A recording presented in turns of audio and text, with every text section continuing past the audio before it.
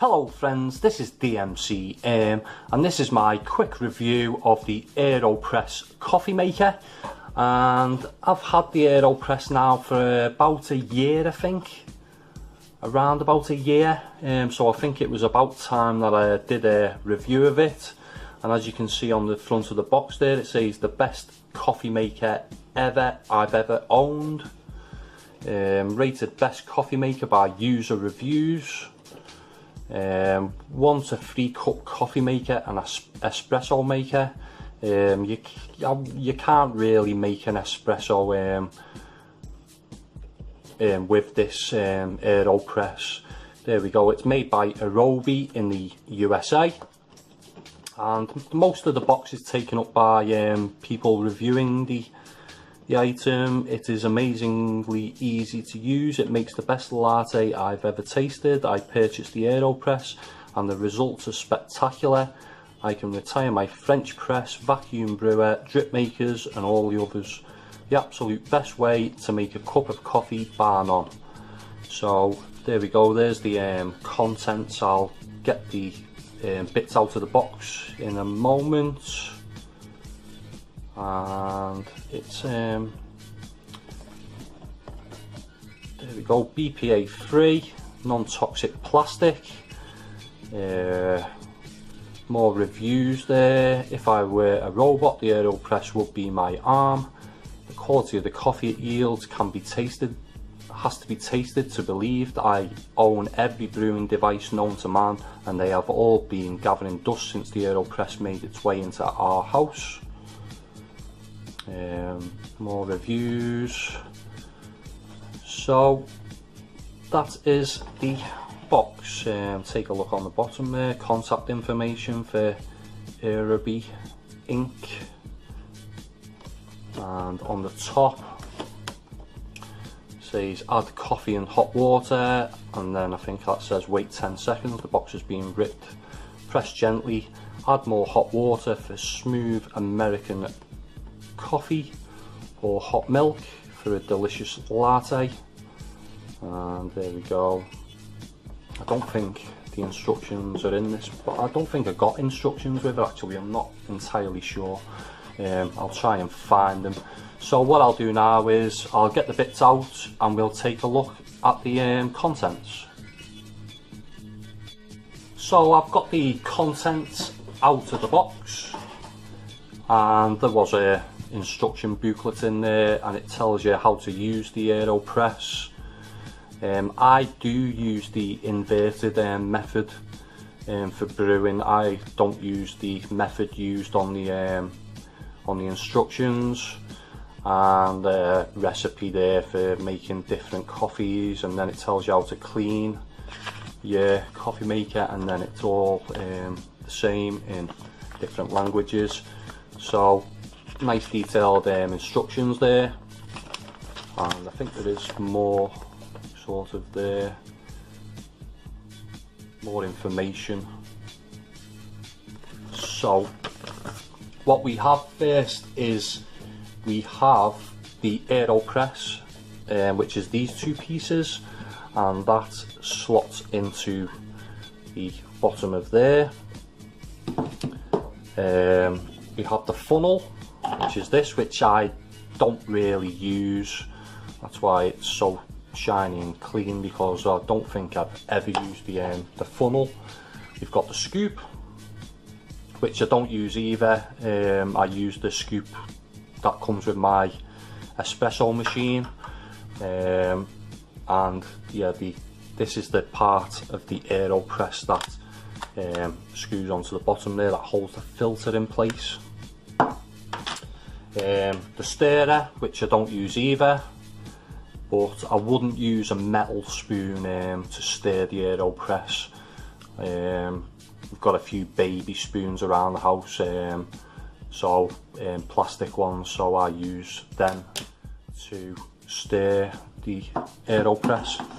And we've got the filter holder and the micro filters. And as I say, I've had this for over a year now, or round about a year, and I've hardly made any inroads into these filters. they last an absolute age, and I do use this quite regularly. So as I say, you can buy more replacement filters, but it may take you sort of a year or two to get through the ones that you get with the device. So these are the different parts of the Aeropress. What I'll do now is I'll just show you how I make a cup. So I'm all set up and ready to go. I've just boiled the kettle, so I'll show you how to assemble the parts. This part just slots on to the bottom, and I put it sort of like just above the rubber part, with just a little bit of the rubber part showing.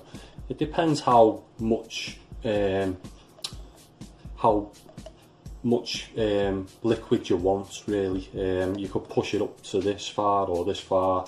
It just depends how much you make a coffee. I normally make quite a large cup, so I sort of just push it up to where the rubber sort of ends. That's a safe enough place for me to put it. And then you put the filter inside the holder, and you have to wet this before you put it in. So I'll just wet this with a tiny bit of water. There we go, and that should stop it from sort of a little bit more. Should stop it from moving around. Oop, making a mess of this. So there we go, there's the filter in place. Make sure it's centered and there's no gaps at the edges with the filter. There we go. So what we need to do now is put the coffee in the machine. So here we go. I've just ground some coffee. It's not the best coffee, if I'm honest with you, but like one sort of heat scoop into there. And what I do next is I'll put sort of just cover the coffee grounds until they're all covered, and leave that for about 10 seconds, I would say. So once 10 seconds, just give it a quick stir up.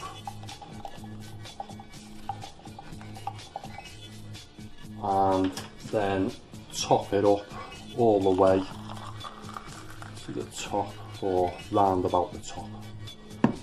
So there we go. And what I'll do now is I'll let this brew for about 2 or 3 minutes. Don't forget to put the top on, which screws into place. There we go. And as I say, I'll leave that now for 2 or 3 minutes, and we'll come back and we'll make the coffee. So that's had a couple of minutes now, and you can sort of vary the time that you let it brew for, depending on your individual taste. So what I'll do now is we'll put the cup in place, turn the Aeropress over, and what I do is, it says in the instructions to sort of aim for a 2 or 3 minute press, but I do believe with these new the newer models of the Aeropress, that it's pretty hard, because they're a lot smoother than the earlier models. So what I tend to do is I will just add the very slightest bit of pressure to it, not really pressing, just sort of resting my hand on the top, and